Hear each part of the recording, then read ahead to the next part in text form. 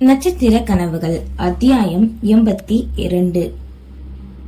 கும்மியடித்து முடித்து சில நேரம் ஓய்விற்கு அனைவரும் விலக தமிழ்ச்செல்வியின் விழிகளோ ஆதிரனை கண்டு அப்படியே இன்பமாய் திகைத்து நின்றது. எப்படி வந்தான்? எப்போது வந்தான்? இவ்வளவு நேரம் நான் ஏன் கவனிக்கவில்லை? நினைத்தவாறு அப்படியே கண்டவாறு நிற்க, பாப்பா கொஞ்சம் வழிவிட யாரோ தன்னை விலக கூறினர். அதன் பின்னே விழிகளை தகர்த்தி தள்ளி நின்றால் ஒரே ஒரு நொடிதான் தேவாவோடு பேசிக் கொண்டிருந்த ஆதிரனின் விழிகளும் அவளை கண்டு மீண்டுவிட்டது. அன்னையோடு கோவிலுக்கு நுழைந்தவனை கண்டு கொண்டவளுக்கோ ஏனோ செல்ல மனம் வரவில்லை. அனைவரும் அபிஷேகம் காண உள்ளே செல்ல அவனை நோக்கி வந்தாள். என்ன இவன் நம்மளை பார்த்து வர்றான்? ஆதிரன் நினைக்க அருகில் வந்து விழிகளை மாற்றிக்கொண்டவளோ தந்தையை காணவே, என்னடா மகனை கண்டு கேட்டார் சங்கரமூர்த்தி. அது அப்பா, அம்மாவும் அண்ணியும் காணோமே தெரியாதது போல் கேட்க, இதோ இங்கதானே இருந்தாங்க, கோவிலுக்குள்ள போயிருப்பாகடா போல, நீ போ குட்டிமா போட பார்த்து போ என்றதும் சரி என்று திரும்ப நகர முயன்றவளோ அப்போதுதான் ஆதிரனையே கண்டது போல் பார்த்தாள். ஐயோ, நீங்க எப்ப வந்தீங்க சார்? நல்லா இருக்கீங்களா? காதிலாடிய ஜிமிக்கி இசை எழுப்புவது போல் கேட்கவே வாய்ப்பிழக்காத குறையாக கண்டான் ஆதிரன். சாரா? தேவா கேட்க, ஆமா இவங்க வாத்தியார் தானே, அன்னி கூட வாத்தியம் தானே கூப்பிடுவாங்க, அதான் நான் சார்னு சொன்னேன். அப்போ வேணா நானும் இனிமே வாத்தின்னு கூப்பிடட்டா? ஆசையோடு கேட்பது போல் முகமலர கேட்டாள். அப்போதுதான் ஆதிரன் ஒன்றை யோசித்து பார்த்தான். உரிமையோடு கொஞ்சல் கெஞ்சலோடு மரியாதையை பேசியிருக்காளே தவிர ஒரு நாளும் நீ வா என்றோ தன் பெயர் கூறியோ அழைத்ததில்லை. வாத்தின்னு சொன்னா நோ ப்ராப்ளம், ஆனா வாத்துன்னு சொன்னாதான் பிரச்சனை. சொல்லாம இருந்தா சரிதான். அவனுமே சம்மதம் கூறுவது போல் கிண்டலாக மொழியாம். டங்கு ஸ்லிப் ஆனா ஒரு சில நேரங்கள்ல அப்படியும் வரலாம் கூறிவிட்டு இதழ் புன்னகையோடு சிரித்தாள். வெளிகளோ முழுதாய்க்கான அதிக வேலைப்பாடுகள் கொண்ட மெரூன் வண்ண கவுன் போட்ட நீண்ட டாப் அவளுக்கு கச்சிதமாக அளவாய் பொருந்தியிருக்க, மெல்லிய கொடியரை காற்றடித்தால் கூட தூக்கிச் செல்லு தேகம். தன் நெஞ்சின் உயரம் சிறு பெண் குழந்தையாய் தன்னோடு தூக்கிக் கொண்டு அணைக்கும் எண்ணம் அந்த நொடி. சட்டென தலையை செலுப்பிக் கொண்டாள்.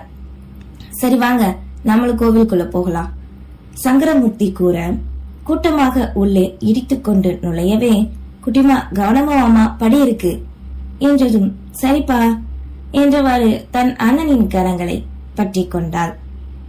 அனைவரும் ஒன்றாக உள்ளே நுழைய தமிழ்ச்செல்வியின் பின் அவனுக்கு அரணாக இருப்பது போல் நடந்து வந்தான் ஆதிரன். தனக்கு வெகு அருகில் பின் நிற்பது புரிந்தாலும் தயக்கமாய் உணர, பக்கவாட்டில் கூட தன்னை இடிப்பது போல் யார் வந்தாலும் அவன் கரம் கொண்டு தடுப்பது வெளிகளில் தெரிந்தது. மனதிற்குள்ளோ அப்படி ஒரு இதம். பெண்மை அவளின் பெண்மையை ஆதிரன் கவர காதலனும் உறவுக்குள் அடியெடுத்து வைத்தாள். உள்ளே சென்றதும் பெண்கள் ஒரு புறம் நின்று வழிவிட விலகி சென்று அன்னையோடு சேர்ந்து கொண்டாள். அதே நேரம் இங்கே யாழ்மதி விலகி வரும் நேரம். ருத்ராவும் வர இருவரும் நேராய் சந்தித்துக் கொண்டனர். ருத்ராவின் பார்வையில் எந்த நொடியும் கர்வமும் மிதப்பும் இருக்கும். அதே போல்தான் அப்போது இருந்தது. ஆனால் யாழ்மதியோ அவளை ஒரு தூசி போல் தட்டி கொள்ளாது துச்சமாக நினைத்து விலகி ருத்ராவின் அன்னையிடமே சென்றாள். தன்னை நோக்கி வரும் யாழ்மதியை கண்டவரோ, இந்த ராங்கிக்காரி எதுக்கு நம்மளை பார்த்து வரா மனதிற்குள் நினைக்க, என்ன பெரியம்மா எப்படி இருக்கீங்க நக்கல் போன்றே இழுத்துக்கொண்டு கேட்டாள். யாரு உனக்கு பெரியம்மா? நீங்க தான். என் மதனி உங்க வீட்டு மருமகனா நீங்க எனக்கு பெரியமா தானே? சரி பெரியமான்னு கூப்பிட வேண்டானா பாட்டின்னு சொல்லட்டா? புருவம் உயர்த்தி வெளிகள் பளபளக்க கூற, இப்ப என்னடி வேணும் உனக்கு? கடுகாய் எரிந்தவள அவளோ அதை கண்டு கொள்ளவே இல்லை. என் மருமகளை பார்க்க வந்தேன். குட்டிச்சொல்லும் அத்தை கிட்ட வாங்க. பட்டு கன்னத்தை தடவி கொடுத்து குஞ்சி கை நீட்ட குழந்தையும் அவளை நோக்கி சட்டென தாவ முயன்றது. குழந்தையிடமிருந்து விளையாடி கொஞ்ச போதெல்லாம் தன் குடும்பத்தாரின் புகைப்படத்தை காட்டி காட்டியே கொஞ்சிய இளையராணியின் செயல்கள் இப்போது வேலைக்கானது. மங்கையர்களை மயக்கும் குட்டி கண்ணனும் என்ன நினைத்தானோ அழகு மங்கையரிடமே செல்ல துடித்தான். பிறந்ததிலிருந்து அவனை காணும் பெண்கள் அனைவருமே சற்றென தூக்கிவிட கரங்களின் சுகமான வருடலில் அமைதியாக இருப்பான்.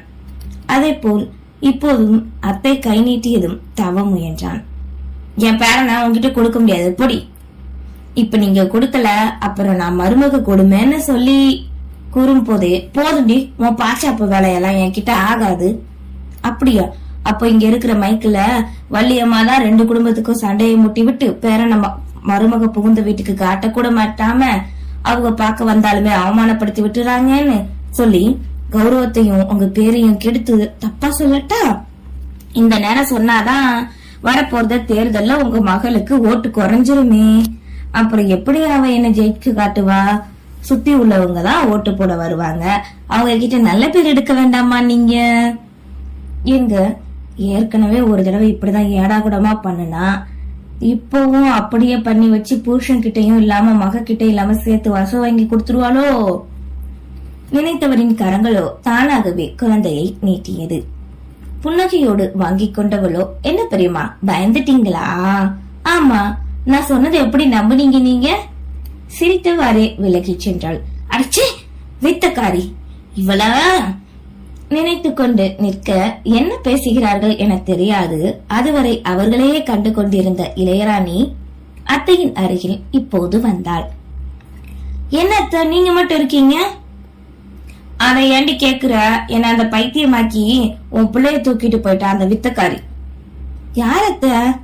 அதான் என் மகன் வாழ வேண்டிய இடத்துல வந்து வாழ்றாளே அவதான்.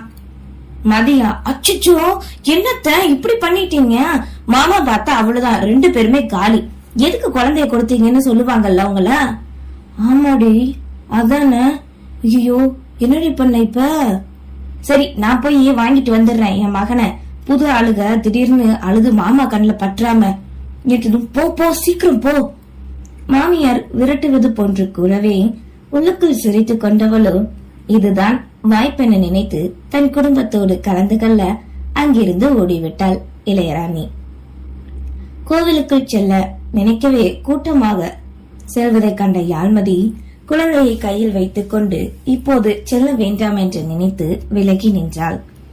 விளையாட்டு பொருட்கள் கடை ஒன்று இருக்கவே அதன் அருகில் சென்று குழந்தையை காட்டி கொஞ்சிக் கொள்ள அந்த வழியாக வந்த இளந்திரையன் இவர்களை கண்டான். அடே குட்டிப்பையா, எப்படிரா அத்தவனை தூக்கிட்டு வந்தா? கேட்டவாறு நெருங்கி வர அவனை மிரட்சியோடு கண்டது குழந்தை. மாமா இவன் பாக்குறத பாருங்களேன் உங்கள. மாமா மாமா சொல்லு. கொஞ்சி தன் மருமகனை வாங்க முயல அவனோ மாட்டேன் என யாழ்மதியின் நெஞ்சோடு ஒட்டி கொண்டான். என் கூடவே வச்சுக்கலாம் போல இருக்கு மாமா, நல்லா ஒட்டிக்கிறான் என்கிட்ட, என் செல்லண்டா கண்ணா கூறியவாறு முத்தமலை பொழிய அவனுமே பட்டு இதழால் அவளின் கன்னத்தை எச்சியாக்கினான். பார்க்கும் இளந்திரையனுக்கோ மெய்சிலிர்த்து போனது. அன்னையும் மகனுமாக இருந்தால் எப்படி இருக்கும்?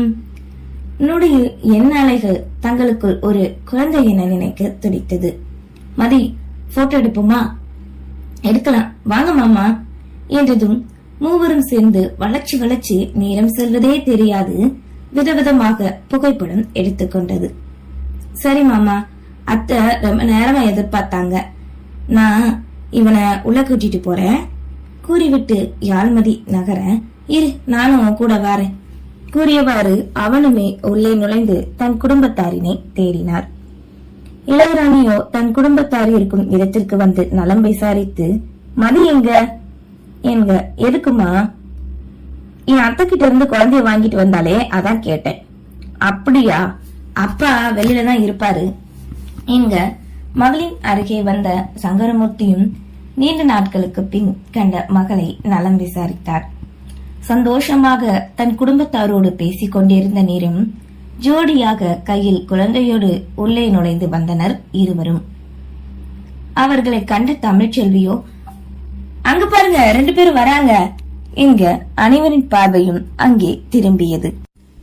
உடன் யாழ்மதியின் பெற்றோரும் அவளின் அக்கா பிரியதர்ஷினியும் குழந்தையோடு அங்குதான் இருந்தனர். விஷாலாட்சி, இன்னைக்கு இதுக 2 பேருக்கும் சுத்தி போடுத்தா வருபவர்களை கண்டு கூற அருகில் வந்து புன்னகையோடு நின்றனர். சீக்கிரம் இதே மாதிரியே ஒரு குழந்தைய பெத்து தூக்கிட்டு வாங்க, பார்க்க எவ்வளோ அம்சமா இருக்கு, என் கண்ணே பட்டணும் போல இருந்தது. மகாலட்சுமி ஆசையோடு கூற, அதுக்கே நத்த, அடுத்த வருஷமே உங்க ஆசையை நிறைவேற்றுருவோம். இளந்திரையின் கூறவே முகம் சிவக்க அவனின் நெஞ்சிலே இடித்தாள்.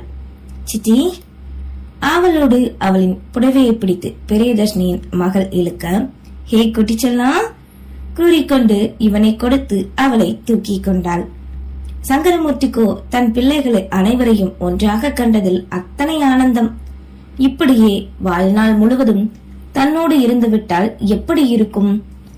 அந்த நொடி முடிவெடுத்தார். எந்த அவமானம் தனக்கு வந்தாலும் சரி, நீலகண்டனின் காலில் விழுந்தாவது தேர்தல் முடிந்த பின் தன் மகளோடு உறவாட எண்ணினார். என்னதான் தங்களிடம் சந்தோஷமாக பேசினாலும் மகளின் பார்வை அவ்வப்போது சுற்றி சுற்றி காண்பதையும் கண்டு கொண்டார். என் பிள்ளைகள் நிம்மதியோடு என் கண்முன்னே வாழ வேண்டும் என்பதே எந்த நொடியும் அவரின் எண்ணமாக இருந்தது. நன்றி.